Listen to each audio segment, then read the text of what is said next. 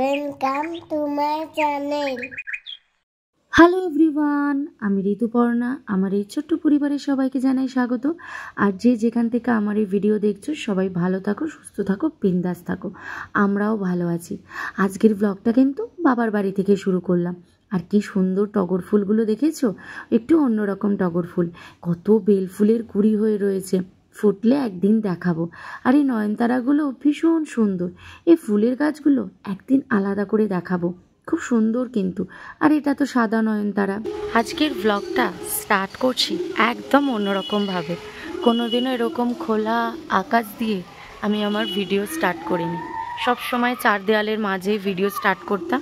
হ্যাঁ, কলকাতায় আসার পর ঘুরতে বেরিয়ে অনেক সময় রোডের থেকেও ভ্লগ স্টার্ট করেছি। তবে আজ কিন্তু একদম খোলা আকাশ।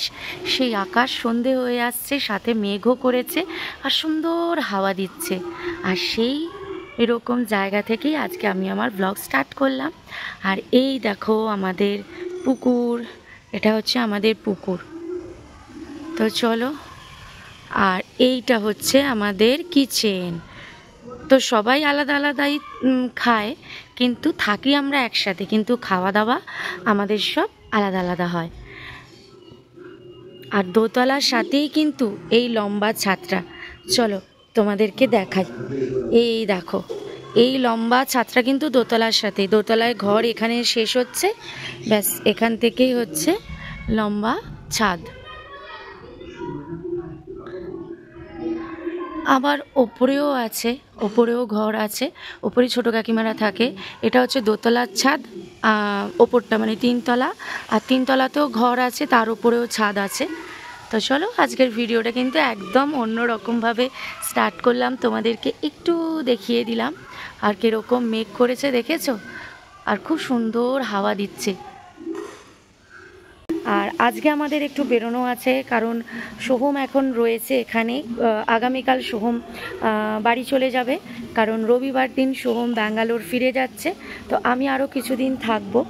তো যেহেতু কালকে সোহম মানে আগামীকাল সোহম চলে যাবে, তাই আজকে আমরা সবাই মিলে একটু বাইরে যাব। মানে আমি, মা, বাবা, দিদির ছেলে, সোহম সবাই মিলে একটু বাইরে যাব, একটু খাওয়া দাওয়া করব। কিন্তু আকাশের অবস্থা দেখে একটু ভয় লাগছে। তবে আমরা গাড়ি করেই যাব, কিন্তু যে জায়গাটা প্ল্যান করেছি সেই জায়গাটা বৃষ্টি হলে একটু প্রবলেম হতে পারে। এর জন্য দেখো আবার মেঘও ডাকছে, সাথে গুড়গুড় করছে। তো দেখা যাক কী হয়, পুরোটাই শেয়ার করব তোমাদের সাথে। তো আজকের ব্লগটা একদম সন্ধেবেলা থেকে স্টার্ট করলাম। তো দেখতে থাকো আজকের ব্লগটা।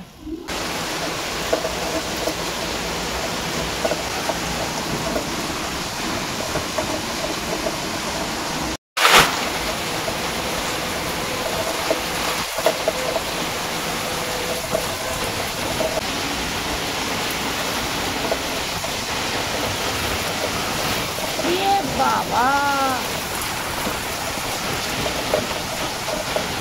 আপাতত এখন বৃষ্টি কমেছে। যেই সময় বেরোনোর কথা ছিল সেই সময় তো বেরোতে পারলাম না, লেট হয়ে গেলাম। কারণ অত জোর, অত দুর্যোগ, ওর মধ্যে কি আর বেরোনো যায়? যতই গাড়ি করে যাই আর যাই। তো এই যে সোহমও রেডি হয়ে গেছে, আমরাও রেডি হয়ে গেছি। ব্যাস উঠে পড়েছি গাড়িতে আমরা সবাই। সামনে রেহান বসেছে, মাঝে মা, বাবার দিদি বসেছে, আর আমি, সোহান আর সোহম পিছনে বসেছি। আর শ্রিয়ান তো মাঝে আমার দিদির কোলে বসেছে। ব্যাস চলো এবার বেরোনো যাক। 1 ঘন্টা লেট হয়ে গেছি আমরা, কারণ বললাম দুর্যোগের কারণে। তবে যেখানে যাবার কথা ছিল, প্ল্যান হয়েছিল, সেটা ক্যান্সেল হয়ে গেল। কারণ ওটা রুফটপ একটা রেস্টুরেন্ট ছিল। তো খোলা ছাদে খাবো কী করে যদি বৃষ্টি নেমে যায় আবার। দেখতে দেখতে আমরা কিন্তু সেকেন্ড বিজেল টোল ট্যাক্স পার করে একদম গঙ্গার ওপর দিয়ে দৌড়ে চলেছি। গাড়ি একদম দৌড়াচ্ছে। বেশ ভালো লাগছে। অনেক দিন বাদে নিজের জায়গায় আসলে না, সব কিছুই যেন একটু নতুন নতুন মনে হয়। অনেক কিছু কথা মনেও পড়ে যায়। কত স্মৃতি এখান দিয়ে আছে, কত যেতাম সেকেন্ড ব্রিজ ক্রস করে। আর ভিক্টোরিয়ার সৌন্দর্য কি বলবো, রাতে লাইটের আলোয় যেন ভিক্টোরিয়ার সৌন্দর্য আরও বেড়ে গেছে। যাই হোক, আমরা চলে এসেছি কিন্তু মোকাম্বোতে। আজকে আমরা মোকাম্বোতে ডিনার করব। তো ওয়েট করছি। বলেছে যে ভেতরে দেখে আসছে কটা সিট ফাঁকা আছে। যেহেতু আমরা 7 জন ছিলাম, আর শ্রিয়ানকে নিয়ে 8 জন। তো তারপরে আমরা বসে পড়লাম। বেশ কিন্তু ভালো, আমরা একটা ভালো রুমের মতো পেয়ে গেছিলাম, যেখানে আমরাই শুধু বসেছিলাম। তো মানে শ্রীহান এত দুষ্টুমি করছে সোহানের সাথে, মানে কি বলবো, ওকে বসতেই দিচ্ছে না। স্পুন দিয়ে ওর চশমার মধ্যে মারছে, ওর চুল ধরে টানছে, দেখেছো ওর মুখটা ধরে ওর দিকে ঘুরিয়ে ধরছে। এত বদমাইশি করছিল না। তারপরে ওর ফ্রেঞ্চ ফ্রাইজ মানে এসে যেতে একটু ওকে বসানো গেছে, বাট তারপরে আবার শুরু করে দিয়েছিল। তো ব্যাস, আমাদের খাবার চলে এসছে। তো খাবারের সাথে সাথে এইবারে প্রত্যেকটা নাম আমি অ্যাড করে দেবো, যে আমরা কি কি খেয়েছি। আগের বারে নামগুলো বলতে পারিনি। আর এটা দেখেছো ভেতর থেকে কিরকম বাটারটা বেরোলো, উফ অসাম খেতে ছিল, এত সুন্দর টেস্ট ছিল না এটা। তারপরে নিয়েছিলাম একটা ক্র্যাব। এই ক্র্যাবে আমরা অন্য একটা ক্র্যাব অর্ডার করেছিলাম, ওটা শেষ হয়ে যেতে ওরাই বলল এটা নিতে। দারুণ খেতে ছিল, দারুণ। তারপরে আমরা প্রথমে মজিটো অর্ডার করেছিলাম, আর তার সাথে রেহান আর সোহান খেয়েছিল স্ট্রবেরির একটা কিছু ড্রিঙ্কস। তারপরে মেন কোর্সে চলে এসেছিলাম। মেন কোর্স খাওয়ার পরে বাবা আর দিদিভাই খেয়েছিল লাইম সোডা, সোহম খেয়েছিল ডায়েট কোক, আর মা আর সোহান খেয়েছিল আইসক্রিম। আর আমি আর রেহান খেয়েছিলাম একটা স্পেশাল ডেজার্ট, সেটা দেখাচ্ছি তোমাদেরকে। দারুণ খেতে ছিল। এই যে বেশ নতুনত্ব লাগলো এটা আমার, দেখেছো আগুনে এই জিনিসটা কীরকম পুড়ে যাচ্ছে, মানে বেকড হয়ে গেল। ভিতরে আইসক্রিম ছিল, কেক ছিল, ক্রিম ছিল, আর অ্যাপেল ছিল, অ্যাপেলের টুকরো। ভেতরটা না তোমাদেরকে দেখাতেই ভুলে গেছি, দারুণ খেতে ছিল, খুব সফট ছিল কিন্তু বাইরেটা। তারপরে ফেরত আসতে সেকেন্ড ব্রিজে উঠতেই ফেরার পথে দেখি মারাত্মক জ্যাম, গাড়ি আস্তে আস্তে এগোচ্ছে। কি ব্যাপার বুঝতে পারছিলাম না। তো একটা লোক পাশ দিয়ে হেঁটে যাচ্ছিল, তো সে বলল মাঝ ব্রিজে নাকি আগুন লেগে গেছে একটা বাসে, তারই নাকি এটা জ্যাম।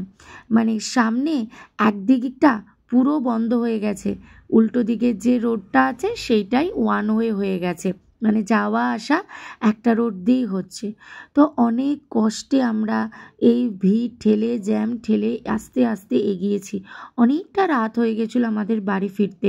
সত্যি এই দৃশ্য দেখে যা ভয়ঙ্কর লাগলো। এই যে দেখেছো ওই দিকের রোডটাকে বন্ধ করে দিয়েছে, তখন এই একটা রোডই ওয়ান ওয়ে করে দিয়েছে, আসা যাওয়া এই রোডটা দিয়েই হচ্ছে। তো দেখো তোমরা দৃশ্যটা, আর কি বলবো, ভিডিওটা এখানেই এন্ড করলাম। দেখা হচ্ছে নেক্সট ভিডিওতে। এখন আর বলার মতো কোনো ভাষা নেই, সব পুড়ে ছাই। চোখের সামনে যে বীভৎস একটা দুর্ঘটনা দেখবো কোনোদিনও ভাবিনি।